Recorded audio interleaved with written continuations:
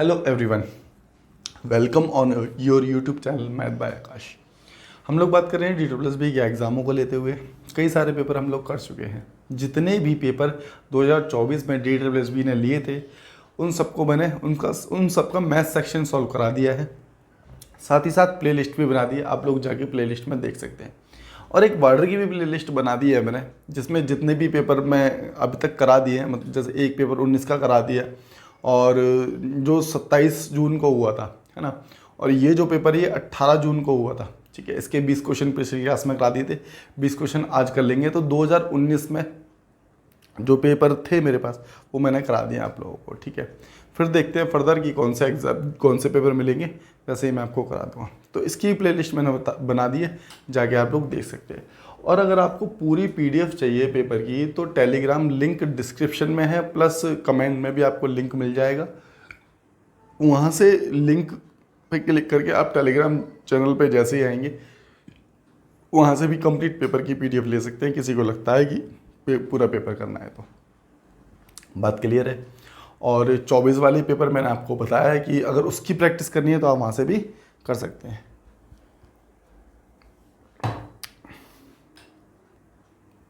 तो चलते हैं क्वेश्चन नंबर 1 की ओर और देखते हैं। साथ ही साथ अगर चीज़ें ठीक लग रही हैं, समझ आ रही हैं, तो आप लोग सब्सक्राइब भी कर सकते हैं इच्छानुसार। खैर, आधे काम की बात पर कहता है कि हाँ 25 संख्याओं का औसत 70 है। देखो 25 संख्याओं का औसत 70 है, तो हम कैसे करेंगे? 25 का औसत 70 हो गया तो मल्टीप्लाई 70 कर दिया हमने। ठीक है, 13 संख्याओं का औसत 65 है, तो 13 संख्याओं का 65 है, तो 13 संख्याओं का 65 है। और अंतिम 13 संख्याओं का उसने कितना दे दिया है हमें? 74 दे दिया है, तो 13 का 74 दे दिया है। बात इतनी क्लियर है। अब देखो 25 की मल्टीप्लाई इसके साथ करते हैं तो 175, मतलब कि 1750 आ गया हमारे पास। इसकी मल्टीप्लाई इसके साथ करेंगे 13 बन 65 और 13 6 78, 78 और कितना हो रहा है 6, 78 और 6 कितना होता है 84। ठीक है, और इसको इससे काटेंगे तो 13 चौक 52 का 2 आ गया, 13 7 91, 91 और 5 कितना होता है 96। ठीक है, अब एक चीज़ देखो 13 13 26, इन दोनों को जोड़ लेते हैं, इन दोनों को जोड़ लेते हैं तो 7 आ गया, 0 आ गया, और कितना हो गया 17 और 1 18, 1807। अब देखो इसमें से अगर इसको घटा देते हैं तो हमें बीच की संख्या मिल के पता चल जाएगी कि वो 13वीं संख्या कौन सी होगी, क्योंकि ये 26 हो रही है, 26 में से 25 घटा देते तो बीच की संख्या निकल के आ जाएगी। ठीक है ना, कि वो बीच की संख्या क्या थी। तो हमने यहाँ पर क्या किया, हमने इसमें से देखो यहीं घटा देते हैं, 1750 में से माइनस कर दो 1807। ठीक है ना, 1807 इसमें से माइनस कर दिया तो हमारे पास जो बचेगा यहाँ से कितना बच रहा है देख लेते हैं, 3 और 4, है ना। एक मिनट, माइनस ही गलत कर रहे हैं भाई, 1807 में से होगा ना, कुछ भी माइनस कर रहे हैं, 1750 माइनस होगा 1750। अरे कैसे भाई साहब, ठीक है 1750, तो यहाँ से घटा दोगे तो ये तो आपके पास 7 बचेगा। ठीक है, और ये बचेगा कितना 5, तो 57 आ गया। तो हमारे पास जो बीच की संख्या थी 26 में से इसमें से इन दोनों को जोड़ के इसमें से घटा दिया तो बीच की संख्या निकल के आ गई, जो थी 13वीं संख्या जिसे कह सकते हैं आप। तो कितनी थी हमारे पास? 57 थी। बीच की संख्या कितनी आ गई हमारे पास? 57 आ गई। लेकिन एक क्वेश्चन तो यही खत्म हो जाता है कि ये संख्या पूछ ले, लेकिन उसने क्या पूछा है क्वेश्चन में, एक बार देख लेते हैं, एक बार देख लेते हैं। ठीक है, तो कह रहा है कि 13वीं संख्या को निकाल दिया जाए तो शेष संख्याओं का औसत क्या है। अब देखो इस संख्या को निकालने की बात कर रहा है टोटल में से। टोटल कितना था हमारे पास? 1750। 1750 में से आप 57 को घटा दो तो हमारे पास कितना बचेगा? 1600, कितना 1693, ये तो बचेगा। ठीक है ना, अब इसको डिवाइड कर देंगे हम किससे? 25 से। तो यहाँ से क्या निकल के आ जाएगा? हमारा एवरेज निकल के आ जाएगा कि बची हुई संख्या का एवरेज क्या होगा। क्या इतनी बात क्लियर है? अब इसको आप क्या कर सकते हो, डिवाइड कर लो सही से, है ना। तो इसको इससे काटा तो 25 से 150 हो गया, 25 ही है ना हमारे पास। ठीक है ना सब कुछ। यहाँ ये 24 से डिवाइड करेंगे, क्यों एक संख्या तो निकल चुकी है ना, अब संख्या बची है हमारे पास से 24। ठीक है, तो 24 7 बार जाने वाला है, 7 चौक 28 हो गया, 7 दूनी 14, 14 और 2 16 आ गया। ठीक है, अब इसमें से एक रिमाइंडर बचा और हमारे पास यहाँ पर आ गया 13। ठीक है, अब देखो एक संख्या तो हमने यहाँ से ले लिया, तो अब हम यहाँ क्या करेंगे, यहाँ पर 0 लगाएंगे जब हमें दूसरी संख्या मिलेगी, ये लो, ठीक है। तो 24 पंजे 120 हो गया, पॉइंट लगाया और यहाँ पर आ गया कितना, 24 पंजे 120। तो हमारे पास यहाँ से कितना निकल के आ गया, 70.5। काटने के लिए आप फर्दर और भी काट सकते हैं, लेकिन आपको दिखा यहीं पर 70.5 और टिक किया और आगे बढ़ गए। बात समझ आई क्या? ये था क्वेश्चन नंबर 1। चलते हैं सेकंड की ओर। और याद रखना, अगर किसी की मैथ ठीक है, अगर एवरेज मैथ है तो रुक जाओ, इस वीडियो को थोड़ा सा आगे तक देखना। आगे मतलब कि क्वेश्चन नंबर 10 के बाद 10 to 20 जो क्वेश्चन का लेवल दिया गया था ना, बहुत ही गजब का लेवल दिया गया है मैथ सेक्शन का। अब तुम खुद देख लो कि 2019 में ऐसी मैथ आई थी, तो अब तो 24 चल रही है। तो मैथ की मेरे हिसाब से प्रैक्टिस कर लेनी चाहिए जो भी वाटर का पेपर दे रहे हैं, ठीक है। और किसी को लगता है स्पीड स्लो है तो 2x पे भी देख लो, ठीक है ना। बाद बाकी अपना फीडबैक जो भी होता है कमेंट करके बता सकते हैं, सुझाव दे सकते हैं। खैर, चलते हैं नेक्स्ट क्वेश्चन की और देखते हैं अगला क्वेश्चन क्या दिया गया था। तो देखो, कह रहा है कि average age of a plus B, ठीक है। क्वेश्चन नंबर 2, a और b का जो एवरेज दे रखा है वो आपको दे रखा है कितना, 28। अब एक चीज़ देखना, a b तो डिवाइड करेंगे, एवरेज है तो a प्लस बी कितने, 2 लोग हैं, 2 का कितना है, ये दे रखा है आपको 28। तो ये 2 उधर चला जाएगा, 2 यहाँ पर आ जाएगा, तो ये इसको हम लिख सकते हैं, यहाँ से ये 2 हट गया और 28 दूनी 56 यहाँ लिख सकते हैं क्या? बात समझ रहे हो ना, 28 दूनी 56। इसी प्रकार से b और c का दे रखा है क्वेश्चन में कितना, b और c का दे रखा है 30, तो 30 का भी डबल हो जाएगा 60। समझ रहे हो ना, यहाँ से 2 था, जैसे अभी इसमें किया था वैसे हम इसमें कर लेंगे। अभी c और a का कितना दे रखा है, c और a का 32 दे रखा है, तो फिर से यहाँ पर 2 आएगा, 2 उधर चला जाएगा, तो ये 64 हो जाएगा। इतनी तो बात क्लियर है आप लोगों को। अब हम क्या करेंगे, a plus B plus C plus D, A plus B plus B C plus C A, ठीक है। ये प्लस का साइन लगा लेते हैं। अब ये टोटल संख्या कितनी हो रही है, इसको जोड़ लेते हैं हम यहाँ पर, 6 4 10, 6 6 12, 12 और 5 17, 17 और 1 18। आप समझ रहे हो, तो ये आ गया हमारे पास 186, ठीक है ना, 186। 6 4 10 86 नहीं होगा, ये 0 होगा, 180 होगा, है ना। अब एक चीज़ देखो, ए बी बी सी सी, हमारे पास सारी संख्याएं डबल डबल हैं, तो हम इसको ऐसे भी लिख सकते हैं क्या, 2a प्लस बी प्लस सी बराबर में 180 डिग्री। 180 डिग्री कहाँ से आ गया, ठीक है, इसको काटा तो ये आ गया 90। अब ए बी सी की वैल्यू हमारे पास 90 आ गई, इतनी बात क्लियर है। उसने सी की वैल्यू पूछी है, सी पूछा है तो इसका मतलब ए बी घटा दें। ए बी कितना था हमारे पास, 56 था, 56 इसमें से घटा दिया तो हमारे पास सी की वैल्यू निकल के आ जाएगी सीधा 34। अरे बात समझ गए ना, हमने इसमें से a प्लस बी घटा दिया तो ए बी में से ए बी कट गया तो सी बचेगा। सी कितनी आ गई, 34 आ गई। बस यही क्वेश्चन में आप लोगों से पूछा गया था, ठीक है ना। तो इतनी बात भी मेरे हिसाब से क्लियर हो गई होगी। चलते हैं नेक्स्ट क्वेश्चन की ओर और देखते हैं नेक्स्ट क्वेश्चन में क्या दिया गया है आप लोगों को।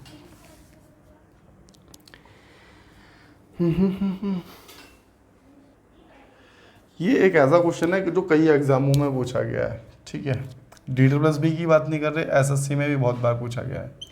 देखते हैं क्वेश्चन नंबर 3 को क्या कहता है, ठीक है। एक दुकानदार मुद्रित मूल्य पर 10% की छूट पर बेचने के बाद, देखो मुद्रित मूल्य का मतलब हो गया प्रिंट प्राइस। प्रिंट प्राइस हमने माना 100 रुपये। अभी कह रहा है कि प्रिंट प्राइस पर मैं आपको क्या कर दूँ, 10% की छूट दे दूँ, तो इसका मतलब सेलिंग प्राइस हमारे पास कितने की बात कर रहा है, वो 90 की बात कर रहा है। लेकिन 90 रुपये में 90% पर बेचने पर भी दुकानदार को क्या हो रहा है, 15% का प्रॉफिट हो रहा है। तो मैंने आप लोगों को एक चीज़ बताई है ना कि सेलिंग प्राइस से सीपी कॉस्ट प्राइस कैसे निकालते हैं। जैसे 15 का प्रॉफिट है ना, तो आप 115 से भाग कर दो तो इससे सीपी निकल जाएगा। तो हमारे पास जो सीपी जो आ जाएगा वो आ जाएगा 90/115। इसको 115 लिखो, 115 इंटू में 100 परसेंटेज का, तो ये सीपी आ गया। अब सीपी और पीपी का रेशो पूछा था, तो अब साथ के साथ पीपी भी लिख देते हैं। पीपी 100 रुपये हो गया, सीपी हमारे पास ये आ गया, पीपी हमारे पास ये आ गया, बस कोई दिक्कत नहीं है। 100 से 100 कैंसिल आउट कर दो, कोई दिक्कत नहीं है।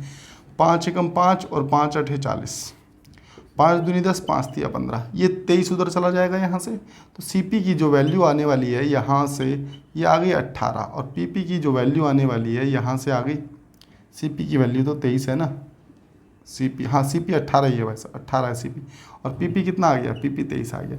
तो बस यही इसका रेशो हैगा 18 और 23 का, दिख रहा होगा आप लोगों को। तो इतनी बात तो मेरे हिसाब से क्लियर हो ही गई होगी आप लोगों को। चलते हैं नेक्स्ट क्वेश्चन की ओर और देखते हैं कि नेक्स्ट क्वेश्चन में क्या दिया गया है आप लोगों को। नेक्स्ट क्वेश्चन में क्या दिया गया है, कह रहा what is the CP of 100 stock at 5% discount. क्या कह रहा है कि 100 स्टॉक्स या 100 रुपये के स्टॉक हैं, ठीक है ना। हम इसको निकालते हैं क्वेश्चन नंबर 4 को। हमें क्या करना है, हमें सीपी निकालना है। सीपी निकालना तो सीपी कैसे करेंगे, देखो 100 स्टॉक है जो 5% के डिस्काउंट पर। एक चीज़ बताना, 100 का 5% कितना हो जाएगा, तो 100 का 5% हो जाएगा, आप लोग कहोगे जी 5 रुपये। बात समझ रहे हो, ठीक है जी। और उसी प्रकार से 100 रुपये का 1/5% कितना होगा, 100 रुपये का 1/5%। अब 1/5 यहाँ परसेंट का साइन है तो इसके नीचे क्या आ जाएगा, 100 आ जाने वाला है, तो यहाँ से भी ये परसेंट का साइन हट गया, 100 से 100 कैंसिल आउट हो गया। तो ये जो आएगा हमारे पास कितना आ जाएगा, ये आ जाएगा 5 दूनी 10, 0.2 आ जाएगा। इतनी बात मेरे हिसाब से आप लोगों को क्लियर हो गई होगी। अब 100 रुपये की वस्तु पे 5 रुपये का तो डिस्काउंट दे दिया उसने, तो यहाँ पर हो गई 95 की, लेकिन उसने ब्रोकरेज दे दिया कितने का, 0.2 का। तो ब्रोकरेज तो सीपी में ऐड हो जाएगा ना, तो इसमें 0.2 ऐड कर देंगे, 0.2 ऐड कर देंगे, तो यहाँ से सीपी जो निकल के आ जाएगा हम लोगों का 95.2 निकल करके आ जाएगा। बात इतनी क्लियर हो गई होगी। अगर कोई डाउट बनता है तो आगे पीछे करके वीडियो देख लो, फिर भी डाउट क्लियर नहीं होता तो आप लोग मुझे कमेंट कर सकते हैं, ठीक है। टेलीग्राम पे मैसेज कर सकते हैं, अपना डाउट क्लियर कर सकते हैं। लिंक डिस्क्रिप्शन में हैगा और कमेंट बॉक्स में भी हैगा। चलते हैं नेक्स्ट क्वेश्चन की ओर और देखते हैं नेक्स्ट क्वेश्चन में क्या दिया गया है।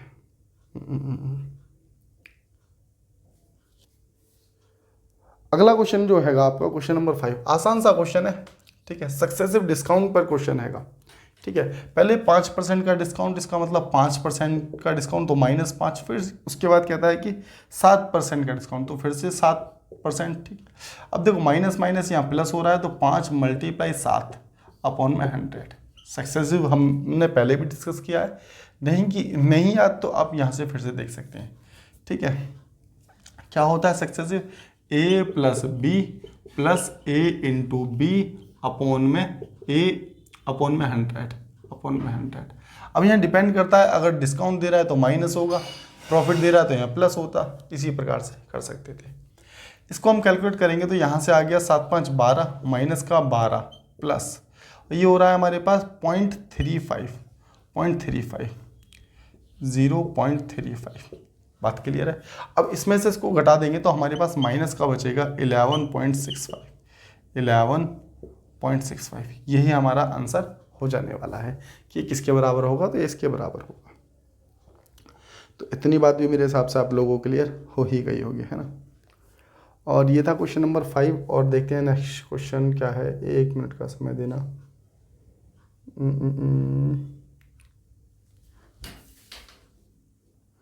क्वेश्चन नंबर 6 भी आसान सा है, और मैं आपको बताऊं कि 10 क्वेश्चन नंबर 11 से देखना तुम्हें इसका लेवल पता चल जाएगा, ठीक है। तो पेपर को 2 भागों में डिवाइड कर दिया, पहले तो 20 तो अलग थे, वो तो मॉडरेट लेवल था, ये इजी लेवल आ गया पहले के स्टार्टिंग के 10 क्वेश्चन, और आगे के जो लास्ट के 10 क्वेश्चन हैंगे उनका लेवल ठीक ठाक है, एक बार चेक करना खुद से। तो वीडियो को आगे तक देखो, और ये चीज़ें ठीक लग रही हैं, समझ आ गई तो सीधे जाके तुम स्किप करके आगे भी पहुंच सकते हो, क्वेश्चन नंबर 11 से भी देख सकते हो। खैर क्वेश्चन नंबर 6 की बात कर रहे हैं। एक दुकानदार 500 रुपये के अंकित मूल्य सामान, देखो प्रिंट प्राइस दे रखा है किसी ने 500 रुपये, ठीक है। उस पर 20% की छूट मिल रही है उसे, 20% की छूट मतलब कि 80, भाई 100 पर ही डिस्काउंट मिलता है, 100 पर ही प्रॉफिट, तो 80 लिख दिया हमने। 20% की छूट का मतलब 80 पर सामान दे रहा है, फिर 10% की छूट दे रहा है, तो यहाँ पर 90 लग दिया, बस यहाँ 100 आ गया और यहाँ पर भी 100, क्योंकि परसेंटेज का साइन हटा दिया। 2 0 से 2 0 कैंसिल, 1 से 1 कैंसिल, इससे 1 कैंसिल हो गया। इसकी मल्टीप्लाई करेंगे तो हमारे पास आ जाएगा 360, तो इसका मतलब उसका सेलिंग प्राइस अब कितना हो गया, 360 हो गया। तो इतनी बात भी आप लोगों को क्लियर हो ही गई होगी, है ना। क्वेश्चन नंबर 7 में क्या दिया गया, देखो आसान सा क्वेश्चन है क्वेश्चन नंबर 7 भी। कह रहा है 5% कमीशन काटने के बाद एक कंप्यूटर की कीमत कितनी होगी, इसका मतलब सेलिंग प्राइस की बात कर रहा है, ठीक है। 49,595, ठीक है। 5% का डिस्काउंट दिया है ना, तो इसका मतलब 95% में सेल किया और वो कह रहा है इतने में सेल किया है, तो यहाँ से 100% की वैल्यू निकाल दो, इसको 95 से डिवाइड कर दो, बात खत्म होती है, ठीक है ना। ये मैं दिखाता हूँ कैसे करना है, ठीक ठीक है, आप इसको ऐसे करो पहले तो प्रॉपर तरीके, 49,595 डिवाइड बाई 95%। हम सीपी निकाल रहे हैं ना, सीपी निकालने के लिए पता है ना डिवाइड करते हैं, मैंने बताया आपको। सीधा सीपी निकाल दो, यहाँ से कैलकुलेट कर दो, बस उत्तर आ जाएगा। तो ये आ गया हमारे पास 49,55, ठीक है। और यहाँ से आ गया हमारे पास 95, डबल ज़ीरो तो लगा लेते हैं इसको, डबल ज़ीरो। काटना चाहते हो क्या? इसको और काट लो या तो तुम लोग, है ना, 100 को काट ही लो यहाँ से, लो 5 एकम 5, 5 निम 45 हो गया। और इसको ही काटो या तो, 5 निम 45 हो गया, हाँ। और बचा कितना? 4, 4 बचा तो 5 निम 45 हो गया, ठीक है। और हमारे पास बचा कितना? यहाँ से 1 मिनट, 5 निम 45 कर दिया हमने, 4 बचा, 5 निम 45 कर दिया, तो 5 एकम 5 और 5 निम 45 हो गया, ठीक है। यहाँ से ये निकल के आ गया। तो इसको अब डिवाइड कर लो, अब डिवाइड करो इसको, 991900, ठीक है। और 19 से इसको भाग कर दो, तो कितनी बार जा रहा है एक बार देख लेते हैं। 19 पंजे 95 जा रहा है, ठीक है। 19 पंजे 95 गया, यहाँ से 4 और 1 आ गया। 19 दूनी 38 चला गया, 2 बार ले जाओ 38 हो गया, तो यहाँ से 38 हो गया, बचा कितना? 3। और 19 दूनी 38 फिर से ले लो, 38 बचा हमारे पास 1। अब हमने 0 ऊपर से ले लिया, फिर भी बात नहीं बन रही, ठीक है। फिर यहाँ एक 0 लगाएंगे और एक 0 ऊपर से और खींच लेंगे, ठीक है। 19 पंजे 95 बन रहा है। अब देखो, अगर तुम ऑप्शन देखोगे तो और किसी ऑप्शन में तो यहाँ तक है ही नहीं, 522 पे ही कहानी खत्म हो रही है। 522 भी किसी में कुछ कॉमन दिख नहीं रहा। तो मेरे हिसाब से तो अगर पेपर में बैठे हो तो इसको यहीं तक सॉल्व करो और आगे चलते चले जाओ, ठीक है। अब तो खुद भी कैलकुलेट कर लोगे ना, ठीक है। तो इतना ही करो, आगे दशमलव में निकालने की कोई ज़रूरत नहीं है, इतना समय नहीं है, ठीक है ना, कि उसको पूरा प्रॉपर करके देखो, कोई ये देखने वाला नहीं है। बस देखा कि इसके सिमिलर और कोई ऑप्शन नहीं है, टिक किया, आगे बढ़ गए। तो हम भी फिलहाल यहाँ यही करने वाले हैं, आगे चलते हैं, ठीक है। नेक्स्ट क्वेश्चन देखते हैं। नेक्स्ट क्वेश्चन में क्या दिया गया आप लोगों को, ठीक है। कह रहा है कि 2 साल के लिए 10%, 2 साल के लिए क्वेश्चन नंबर हैगा ये 8।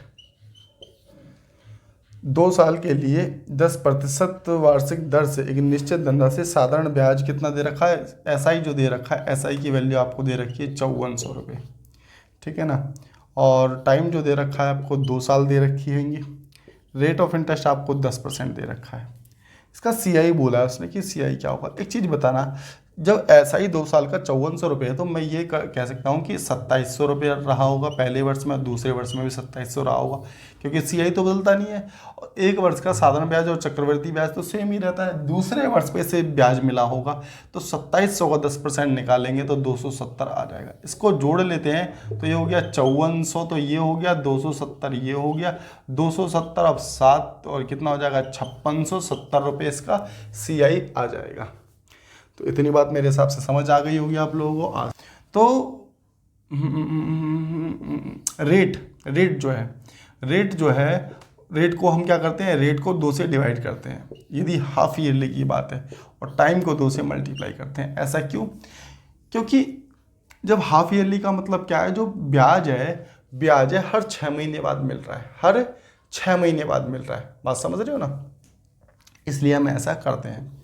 खैर, और याद रखना, कभी भी आपको हाफ ईयरली देके टाइम पूछे तो 99% केस में आंसर क्या होगा? या तो 1 वर्ष होगा या फिर 1.5 वर्ष होगा। टाइम याद रखना, जो भी टाइम होगा उसकी मल्टीप्लाई 2 से होगी, ठीक है। जो भी होगा उसकी 2 से मल्टीप्लाई होगी। खैर, आते हैं अब 48,000 रुपये थे। 48,000 का अगर 10% की बात करें, 48,000 का 10% की बात करते हैं तो कितना हो जाएगा हमारे पास? 4800 हो गया।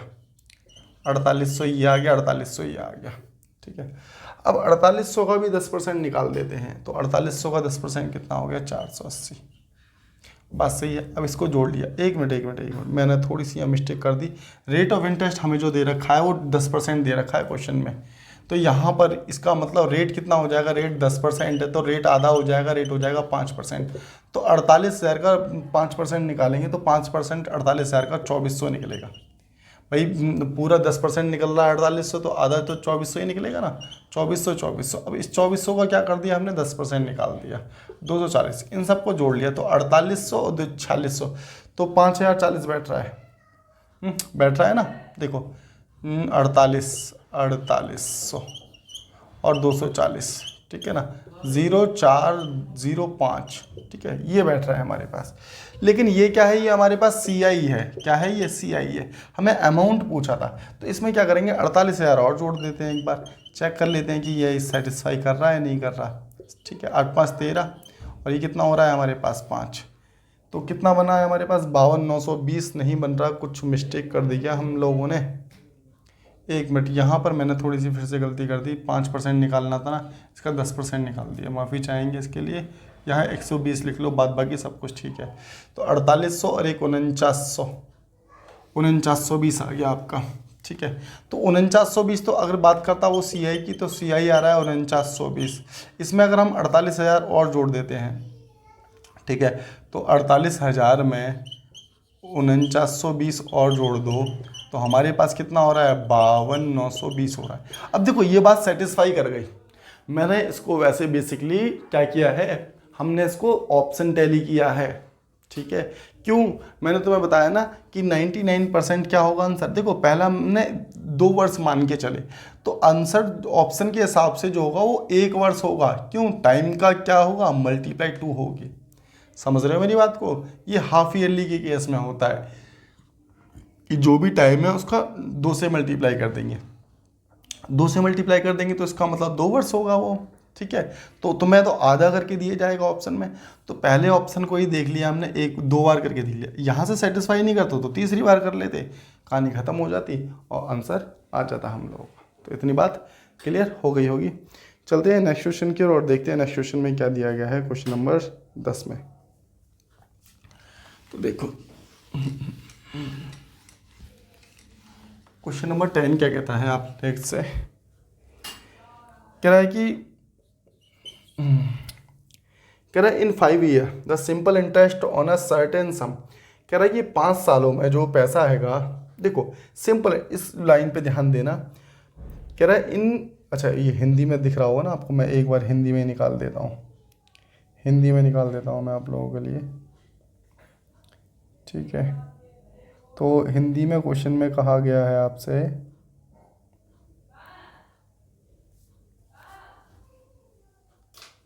तो हिंदी में क्या कहता है, कह रहा है कि 5 वर्ष में एक निश्चित धनराशि पर प्राप्त साधारण ब्याज मूलधन का। तो देखो पहले चर्चा कर रहा है वो साधारण ब्याज और बाद में चर्चा कर रहा है किसकी, मूलधन की। कभी भी ऐसे दिया जाए, अपॉन में संख्या दी जाए, तो जो चीज़ पहले बोलता है वो ऊपर वाली हो जाती है, बाद बाकी नीचे वाली क्या होगी, प्रिंसिपल हो गया। तो हमने निकाल दिया, ऐसा ही ये हो गया, प्रिंसिपल ये हो गया, और हमें दे रखा है टाइम कितना दे रखा है, 5 वर्ष।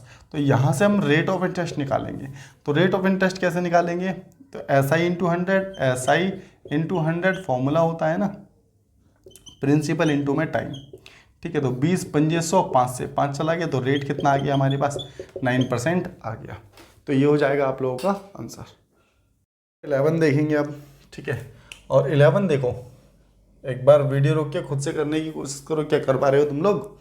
हाँ देखो, कह रहा है कि एक वर्ताकार बगीचे के चारों ओर 9 मीटर व्यास का एक 56 सेंटीमीटर चौड़ा एक रास्ता है।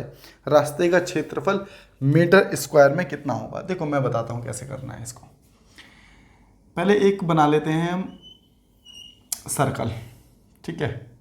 एक वृत्त बना लिया, थोड़ा सा टेढ़ा होगा, कोई दिक्कत नहीं है। लेकिन अब इसके चारों तरफ हमने क्या बना लिया, एक वर्गाकार बगीचा बना दिया, या फिर ट्रैक कह सकते हैं, हमने एक ट्रैक बना दिया, ठीक है ना। देखो यहाँ से यहाँ तक की जो दूरी हैगी, ये पूरी दूरी तो डायमीटर है ना, डायमीटर क्या होता है, डबल होता है रेडियस का। अगर डायमीटर हमें दे रखा है 9, तो r बराबर कितना हो जाएगा, 4.5। ये बात तो क्लियर है। तो इसका मतलब यहाँ से यहाँ तक की दूरी तो 4.5 हो गई, ठीक है। और यहाँ से यहाँ तक की ट्रैक की जो दूरी दे रखी थी आप लोगों को, ये जो दे रखी है ये 56 सेंटीमीटर दे रखी है, ये जबकि मीटर में है। तो इतनी बात तो मेरे हिसाब से क्लियर होगी, ठीक है। अब हमें करना क्या है, अब हमें करना क्या है, देखो मैं तुम्हें दिखाता हूँ। अब एक चीज़ बताना, ये छोटी आर हो गई भाई, यहाँ से यहाँ तक की तो आर हो गई ना, ये आर हो गई, रेडियस हो गई। अगर मैं इस वाले सर्कल की बात करूँ, बाहर वाले सर्कल की बात करूँ, तो इसकी रेडियस यहाँ से यहाँ तक की दूरी होगी। अब एक चीज़ देखो, यहाँ से यहाँ तक तो 4.5, जब इधर है तो इधर भी 4.5 ही होगा, ठीक है। और यहाँ से यहाँ तक की दूरी कितनी है, 56 सेंटीमीटर। एक चीज़ देखना, 56 सेंटीमीटर में है, इसको मीटर में कन्वर्ट करना है, इसको मीटर में कन्वर्ट करना है। तो मीटर में कन्वर्ट करने के लिए क्या करेंगे, एक मीटर में 100 सेंटीमीटर होते हैं, ठीक है। तो इसको हम 100 से भाग कर देते हैं, तो हमारे पास जो आ जाएगा ये यहाँ से आ जाएगा 0.56। बात समझ रहे हो। तो यहाँ से यहाँ तक की दूरी तो हमारी कितनी हो गई, 0.56 हो गई, ठीक है। हमने इसे मीटर में कन्वर्ट कर ली क्योंकि मीटर में ही आंसर पूछा गया है हम लोगों से, ठीक है। एक चीज़ बताना, तो यहाँ से पूरी यहाँ तक की दूरी हम बड़ी आर कह सकते हैं कि बड़ी आर जो हमारे पास होगी वो होगी 4.5 प्लस 5.6, है ना। तो इसको जोड़ लेते हैं यहाँ पर रख के, तो हमारे पास हो गया 6 से 5 10 और ये कितना हो गया 5। तो हमारे पास ये कुल मिलाकर कितनी हो गई 5.0, ठीक है, 5.06। ये बड़ी आर हो गई, समझ रहे हो ना। ये 4.5 को और 0.56 को हमने जोड़ लिया, तो यहाँ से यहाँ तक की दूरी निकल के आ गई हमारे पास कि बड़ी आर हमारे पास कितनी हो गई, इतनी हो गई। अब साथ ही साथ एक चीज़ और समझेंगे, अब हमें छोटी आर पता है ना कि छोटी आर कितनी है। तो छोटी आर देखो, छोटी आर कितनी है हमारे पास 4.5 है। अरे छोटे वाले सर्कल की देखेंगे ना, इसकी तो 4.5 ही है कि बस। अब हमें ये दो चीज़ पता करनी थी, दोनों की सर्कल की आर निकालनी थी। ऐसे क्यों, अब एक चीज़ देखना, अगर हम बड़े वाले सर्कल में से छोटे वाले सर्कल का एरिया माइनस कर दें, अगर बड़े वाले सर्कल में से छोटे वाले इसको माइनस कर दें, तो क्या हमारे पास इसका एरिया नहीं निकल के आ जाएगा। तो यही तो एरिया आपसे पूछा गया है। तो क्या करेंगे, पाई आर, बड़ा आर का स्क्वायर माइनस छोटा आर का स्क्वायर, समझ रहे हो। या ऐसे मत समझो, इसको ऐसे समझो, pi R square minus pi R square. भाई इसको स्मॉल कर लेंगे। देखो ये बड़े वाले का हमने एरिया निकाल दिया, pi R square area of circle होता है ना, माइनस कर दिया स्मॉल वाले को, छोटे वाले को पाई आर स्क्वायर। इतनी बात क्लियर है। अब इसमें से देखो पाई हमने कॉमन ले लिया, तो यहाँ से आ जाएगा R square minus R square. भाई पाई कॉमन ले लिया है ना। अब एक चीज़ देखना, R square minus R square का मतलब तो ये हो गया ना कि A square minus B square. अब A square minus B square का फॉर्मूला आप लोगों को पता है कि ए प्लस बी होता है और ए माइनस बी होता है। इसका मतलब हो गया एक बार जोड़ना है और एक बार घटाना है, ठीक है। इतनी बात समझ गए, तो यहाँ से मैं सारी चीज़ें हटा देता हूँ।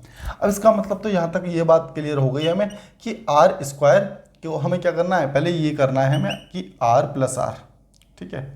अभी फॉर्मूला दिखा दिया इसलिए, ठीक है। और यहाँ करना है क्या, आर माइनस आर, इसकी वैल्यू निकालनी है हमें सबसे पहले। इतनी बात तो आप लोगों को क्लियर हो गई होगी। अब आगे की बात क्या हुई, अब एक चीज़ देखो, बड़ा आर तो हमारे पास निकल गया, छोटा आर कितना है। देखो बड़ा आर हमारे पास अगर बात करें हमने अभी निकाला ये वाला, इसमें छोटा आर जोड़ देते, तो 5.06 में 4.5 जोड़ देते हैं, तो ये हो गया 6 5 9। तो ये आ गया हमारे पास बड़ा आर। बात क्लियर है।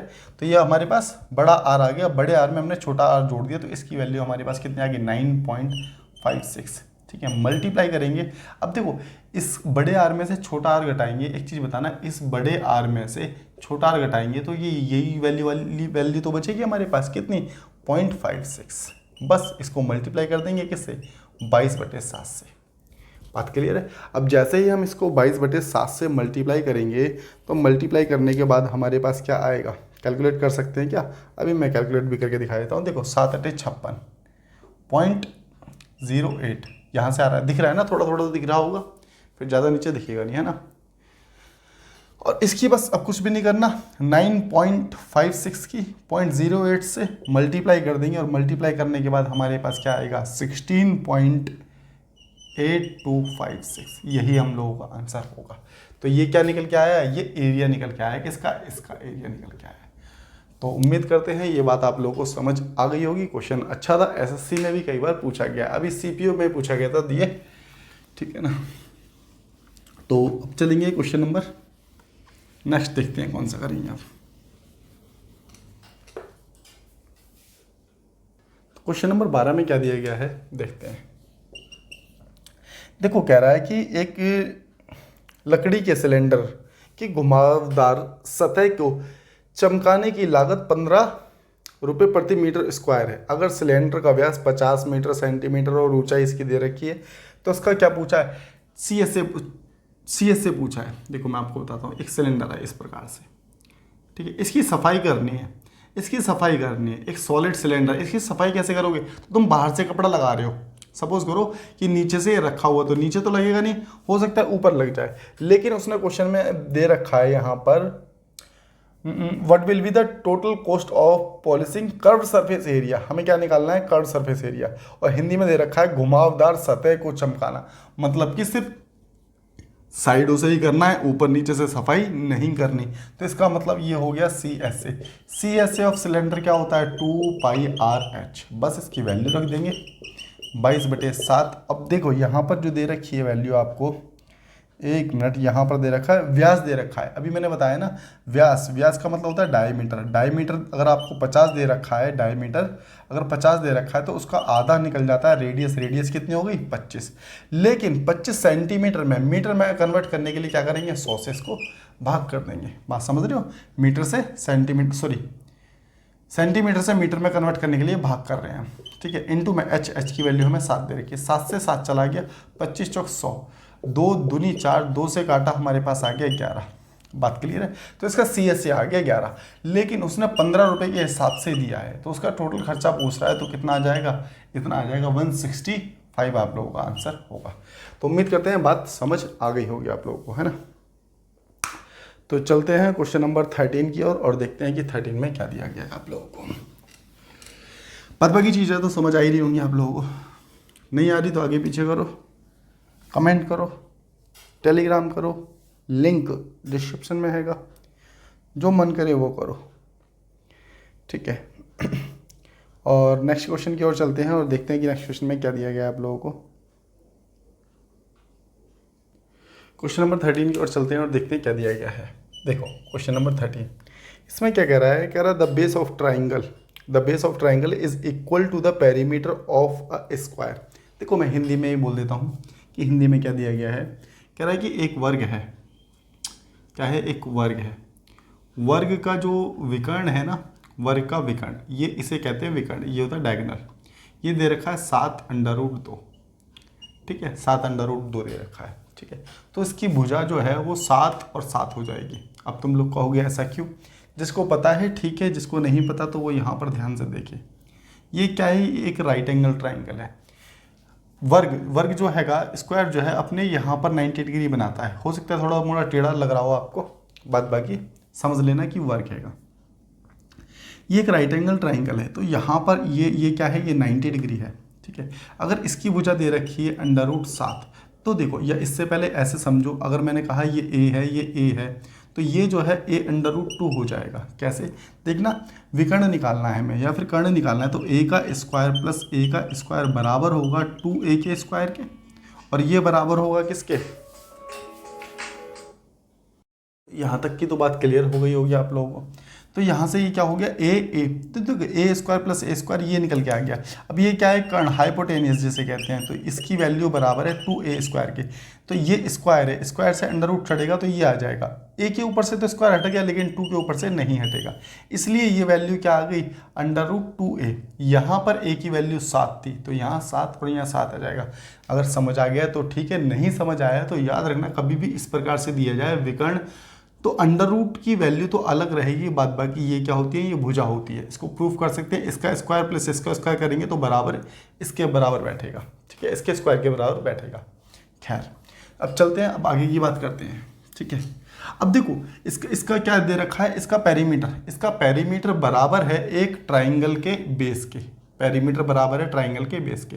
तो यहाँ पर पेरीमीटर कितना हो गया, 4 मल्टीप्लाई में दिस, तो ये कितना हो गया 28। अब ये 28 ही दे रखा है हमें, समझ रहे हो, इसका पेरीमीटर बराबर इसके बेस के है।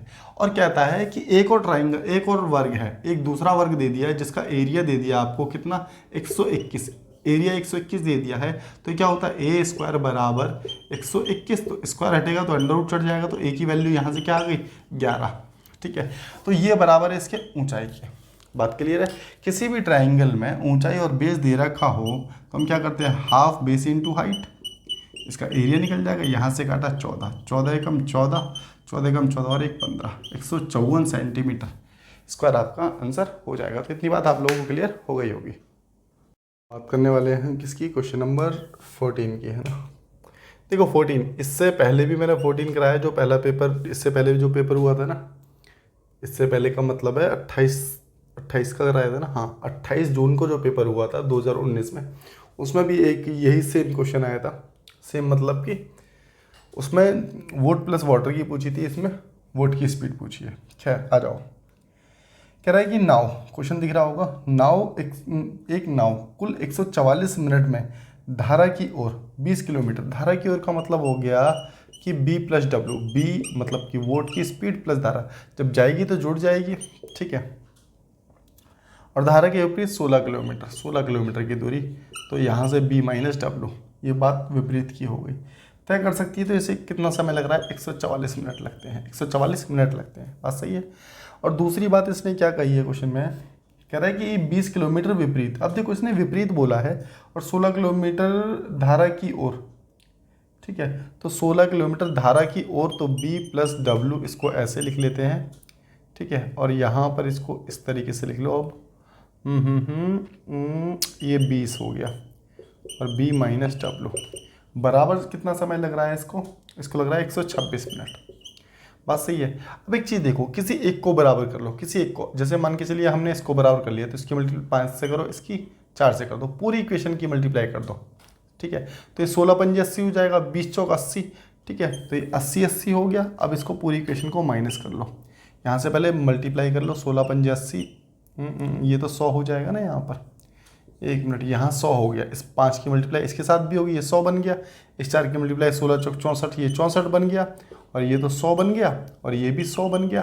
तो माइनस माइनस कर दिया, तो ये तो पूरा का पूरा कैंसिल आउट हो गया, समझ रहे हो मेरी बात को, ठीक है। यहाँ 5 से मल्टीप्लाई कर दो अब, ठीक है। तो ये कितना बन जाएगा, 5 चौक 20, 14 पंजे 70, 2 72, 720, तो ये बन गया हमारे पास 720। और यहाँ पर ये बनेगा कितना, मल्टीप्लाई 4 करेंगे तो 6 चौक 24 की 4 आ गया, 12 चौक 48, 48 और 2 50, 50 ये बन गया, समझ रहे हो बात को, ठीक है ना। तो इतनी बात तो क्लियर है, ठीक है। अब इसमें से इसको माइनस करेंगे, हम माइनस कर देंगे, साइन सबके बदल दिए, इसमें से इसको माइनस करेंगे तो माइनस का आ जाएगा 36, माइनस का क्यों, प्लस का ही 36 आने वाला है। 100 में से 64 जाएंगे तो यही आ जाएगा हमारे पास, ठीक है। और ये आ गया हमारे पास b minus b plus W आ गया। और यहाँ से जो निकल के आया है हमारे पास, ये जो वैल्यू निकल के आई है यहाँ से, ठीक है, ये तो कट गया, बस ये निकलेगा, तो ये आ जाएगा बराबर में 216। अब 216 मिनट आ गए निकल के, इसको घंटे में कन्वर्ट करेंगे तो 60 से भाग कर देंगे, तो यहाँ से इसको काटा और ये हो जाएगा कितना, 6 बार जाएगा, 36 6 के 216 होता है, इसको काटा, यहाँ से आ गया हमारे पास 10। तो इतनी बात तो मेरे हिसाब से क्लियर हो गई होगी आप लोगों को। तो यहाँ से b प्लस डब्ल्यू की वैल्यू हमारे पास कितनी आ गई, देखो यहाँ से b प्लस डब्ल्यू की वैल्यू निकल के क्या आ गई, b प्लस डब्ल्यू की वैल्यू कितनी आ रही है, 10 आ रही है, बस हमने ये 10 लिख लिया, बात क्लियर है। अब देखो सब कुछ हटा दो, किसी भी इक्वेशन में इसको फिट कर दो, किसी भी इक्वेशन में इसको फिट कर देते हैं। यहाँ पर देखना एक चीज़, जैसे ये 10 आ गया, b प्लस डब्ल्यू 10 आ गया, अब यहाँ पर जहाँ b प्लस डब्ल्यू था वहाँ उसको 10 रख दिया हमने, ठीक है। इसको भी हटा दो, अभी किसी भी इक्वेशन में फिट कर सकते हैं आप इसको भी हटाया यहाँ से, ठीक है, पूरा हटा लिया हमने। तो यहाँ पर रखा 10, इससे काटा तो 2 आ गया, यहाँ से 2 क्या आ गया, हमने घंटे में कन्वर्ट कर दिया तो 2 घंटे आ जाएंगे, तो यहाँ से ये वैल्यू उधर चली जाएगी, तो 2 घंटे मतलब कि 120 मिनट माइनस हो जाएगा, बात समझ रही हो ना, ये 2 घंटे उधर जाके 120 मिनट। तो अब बचा हमारे पास 16 माइनस b प्लस डब्ल्यू बराबर में 144 में से 120 मिनट जाएंगे, तो हमारे पास कितने मिनट बचेंगे, 24 मिनट। तो 24/60 इसको भी घंटे में कन्वर्ट कर लेते हैं, 8 दूनी 16, 8 या 24 है ना, 2 3 से काटा, 3 दूनी 6, तो b माइनस डब्ल्यू की वैल्यू हमारे पास कितनी निकल के आई है, b माइनस डब्ल्यू की वैल्यू निकल के आई है हमारे पास कितनी, 40, और b प्लस डब्ल्यू की 10 निकल के आई है। यहाँ से इसको w से w कैंसिल कर दिया, ठीक है, प्लस माइनस, तो ये आ गया 2b बराबर हमारे पास 50। तो b की वैल्यू यहाँ से कितनी निकल के आ रही है, b की वैल्यू 25 निकल के आ रही है। तो वोट की स्पीड पूछी गई थी, तो वोट की स्पीड कितनी आ रही है हमारे पास, अच्छा ऊपर तक नहीं दिख रहा आप लोगों को, 1 मिनट रुक जाना, ठीक है। यहाँ से इस बात को लिख लेना कि b माइनस डब्ल्यू की वैल्यू हमारे पास 40 थी, b प्लस डब्ल्यू की वैल्यू हमारे पास 10 निकल के आई है, इससे इसको काटा तो 2b बराबर 50 हो गया, है ना। तो b की वैल्यू कितनी आ गई हमारे पास, 25 आ गई। देखो बोर्ड की स्पीड तो हमने 25 निकाल ली, लेकिन मुझे इस क्वेश्चन का डाटे में थोड़ा सा डाउट है, ठीक है। ऐसा क्यों, आप लोग भी देखना कि b प्लस डब्ल्यू, 2 संख्याओं को जोड़ के 10 बन रहा है, 2 संख्याओं को घटा के कितना बन रहा है, 40 बन रहा है, लेकिन आंसर ऐसे करके ही आ रहा है इसका। तो शायद इसका डाटा कुछ और होना चाहिए, और इन द सेंस अगर मैं डाटा को इसको पलट भी रहा हूँ तो भी आंसर ठीक बैठ जाएगा, मतलब कि b प्लस डब्ल्यू सेटिस्फाई करेगा फिर, बट क्वेश्चन में जो दे रखा था वही मैंने आपको दिखाया है, आप लोग भी कैलकुलेशन चेक कर सकते हैं, ठीक है ना। तो जो था वही दिखाया मैंने, इसमें कोई बदलाव नहीं किया इसीलिए, ठीक है। तो शायद डाटा इसका थोड़ा बदलेगा क्योंकि ये सेटिस्फाई नहीं करेगा। खैर आंसर आ रहा है लेकिन ऐसे, और यही आंसर पेपर में था।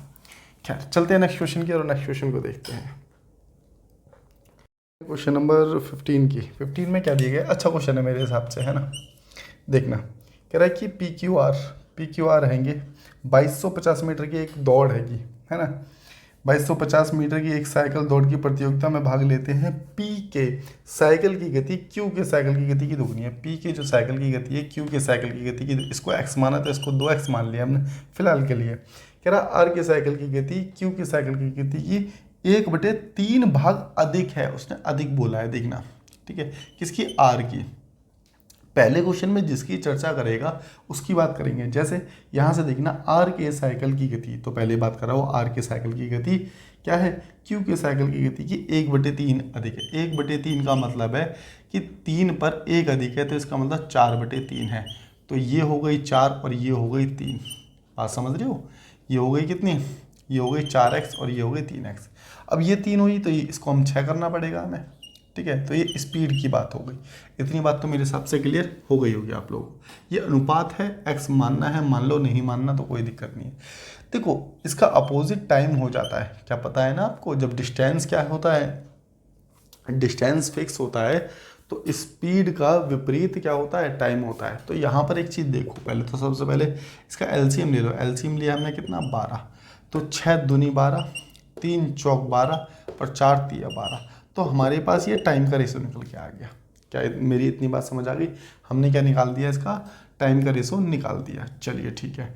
अब वो कहता है कि जो आर है वो 45 मिनट में दूरी तय करता है। तो आर की वैल्यू दे दी है, मतलब कि एक की वैल्यू 15, एक की वैल्यू 15, तो इसकी वैल्यू 60 हो गई और इसकी वैल्यू कितनी, 30 हो गई। अब ये 30 मिनट में दौड़ पूरी करेगा और ये करेगा कितने में, ये करेगा 60 मिनट में दौड़ पूरी करेगा, ठीक है।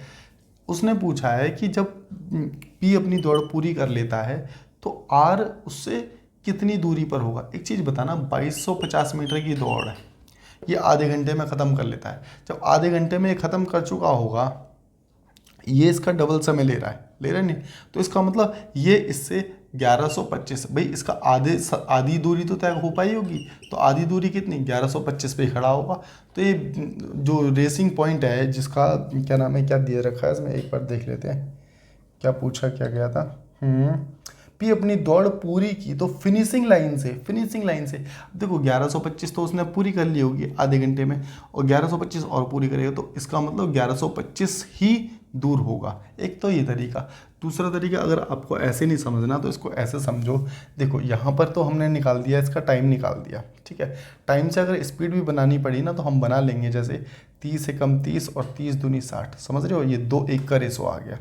स्पीड का रेशो क्या आ गया हमारे पास, 2:1 का रेशो आ गया। इतनी बात सही है। अगर ये अपनी दौड़ पूरी करता है तो उसको हमने इसको काट दिया यहाँ से, तो यहाँ से हमारे पास डिस्टेंस अपॉन में क्या आ गया, स्पीड, तो यहाँ से आ जाएगा 1125। 1125 की मल्टीप्लाई इस एक के साथ करेंगे तो ये कितनी दूरी तय करेगा वहाँ तक, 1125 तय करेगा। अब 1125 में से 1125 तय कर दी तो 1125 ही बची, तो आंसर क्या होगा, 1125 होगा। मैंने दोनों तरीके बता दिए।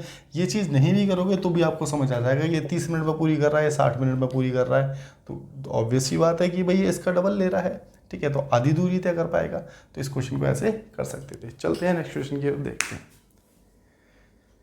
16 में क्या दिया गया है, देखते हैं। देखो क्वेश्चन नंबर 16 में क्या था है, कह रहा है एक लड़का अपनी मूल गति का 9/5 बढ़ा देता है। इसका मतलब ये हो गया कि स्पीड हम अगर कहें 9:5 हो गई, या फिर हम 5 और 9 भी कह सकते हैं, कोई फ़र्क नहीं पड़ता, क्योंकि अगर बढ़ी है तो पहले 5 रही होगी फिर उसके बाद 9 ही होगी, बात समझ रहे हो।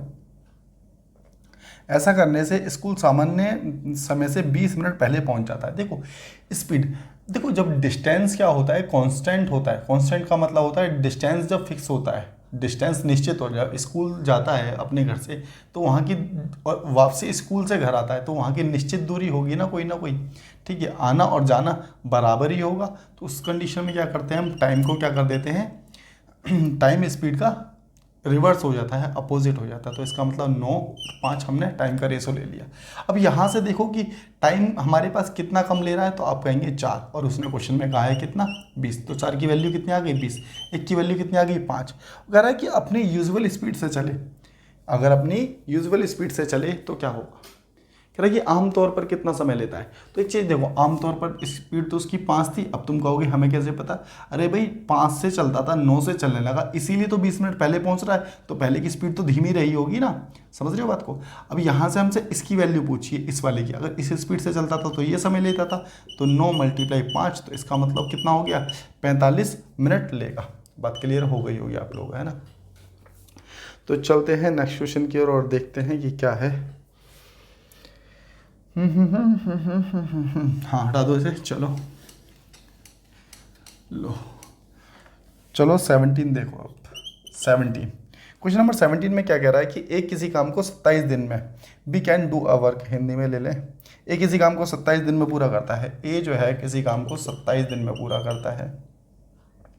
बी उसी कार्य का, ए द्वारा किए गए कार्य का 1/3 समय में पूरा करता है। एक चीज़ देखना आप लोग कि यहाँ पर हम कह सकते हैं कि ए इतने में कर रहा है, ए 27 में कर रहा है, और बी इसका 1/3, 1/3 का मतलब कितना होता है 1 3 3 9, तो इसका मतलब ये 9 दिन में करता है, ये 27 दिन में करता है, तो ये इसका 9 दिन में काम को कर लेता है। अगर हम टोटल वर्क की बात करेंगे, एलसीएम लेंगे, तो इसका एलसीएम कितना आ जाएगा हमारे पास 27 ही आने वाला है।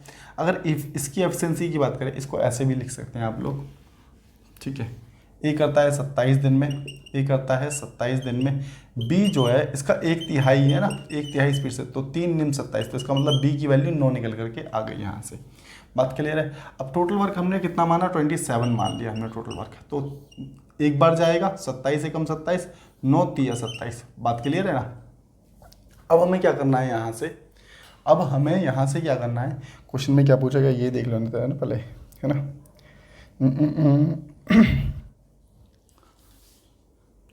कह रहा है कि दोनों मिलकर 6 दिन तक काम करते हैं। तो दोनों मिलकर, एक चीज़ देखना, दोनों मिलकर कितना वर्क काम हो रहा है, 4 भाग 6 दिन तक करेंगे, तो इसका मतलब 24 भाग काम कंप्लीट हो गया। बात समझ रहे हो, 24 भाग काम कंप्लीट हो गया है। टोटल वर्क कितना था 27, तो उसने पूछा कितना काम कंप्लीट हो गया, तो 3 8 24, 3 × 27, तो 9/8 आंसर। अगर पूछा होता कि कितना काम रिमेनिंग रह गया, तो रिमेनिंग के केस में कितना आता 1/9, लेकिन ये नहीं पूछा, ये पूछा है आपसे, तो यही आपका आंसर हो जाएगा। इतनी बात तो मेरे हिसाब से आप लोगों के लिए हो गई होगी। चलते हैं 18 की ओर, है ना, और 18 में देखते हैं आप लोगों को क्या दिया गया है। चलो आ जाओ, एक बार कंप्यूटर से हम इसको पूरी स्क्रीन पर करवा देते हैं, है ना।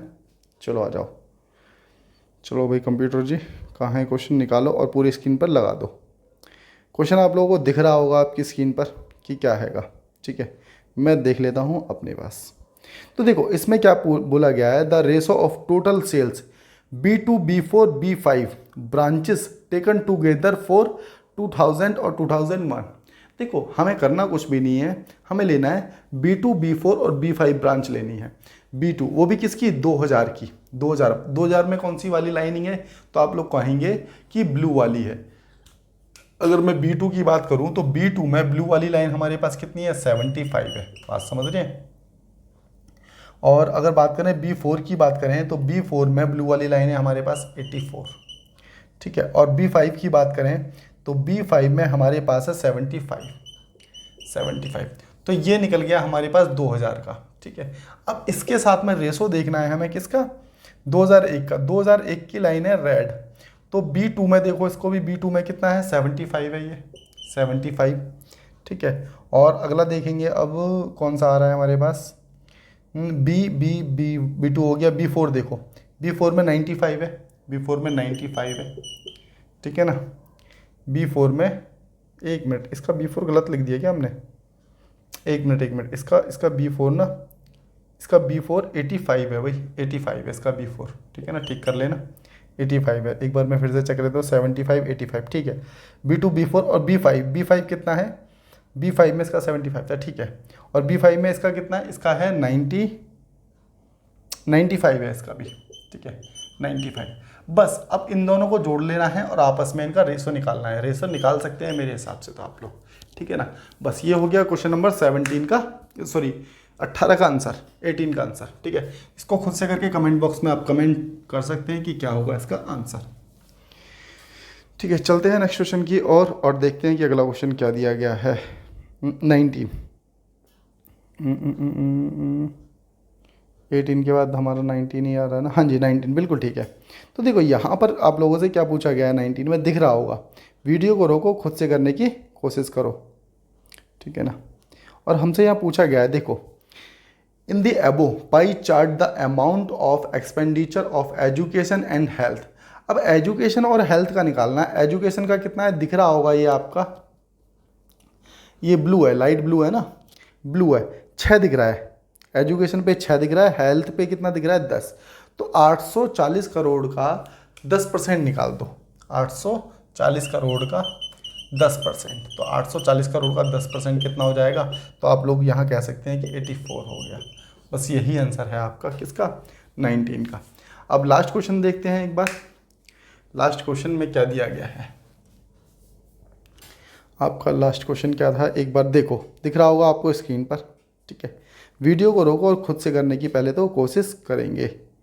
ठीक है, चलो लास्ट क्वेश्चन में तुम लोगों के लिए होमवर्क में दे देता हूँ, खुद से करके बताना कि क्या होगा इसका आंसर। कर दोगे क्या? देखो मैं करा ही देता हूँ या तो फिर आ जाओ, चलो 1 मिनट में निकाल लूँ, दिक्कत कर रहा है। हाँ चलिए ठीक है, क्या पूछा गया मैं आपसे ये चर्चा करता हूँ पहले। देखो उसने क्या दिया है क्वेश्चन में, एक टेबल दे रखी है कि दिख रहा होगा। हाँ ठीक है, एक बार यार इसमें ठीक नहीं दिख रहा, 1 मिनट को। क्वेश्चन नंबर 20 आप लोगों को दिख रहा होगा, मैंने कुछ डाटा इसमें पहले से लिख दिया है। क्वेश्चन भी दिख रहा होगा, सॉल्यूशन भी दिख रहा होगा। देखो कह रहा है कि थर्ड, सेकंड और जितने भी एसी वाले रहेंगे, एसी वाले में कितनी सीटें खाली गई हैं, वैकेंट गई हैं, ये पूछा है उसने। तुम देखो टोटल पहले थर्ड एसी का देखेंगे तो 500 सीटें थी, 390 भरी गई हैं, 110 खाली गई हैं, 450 भरी गई हैं तो 50 खाली गई हैं, 495 भरी गई हैं तो 5 खाली गई हैं। क्यों, टोटल कितनी थी, 500 थी। 250 में से 240 भरी गई हैं तो 10 खाली गई हैं, 230 भरी गई हैं तो 20 खाली गई हैं। अरे 250 में से देख रहे हैं ना, 210 सीटें भरी गई हैं तो 40 खाली गई हैं।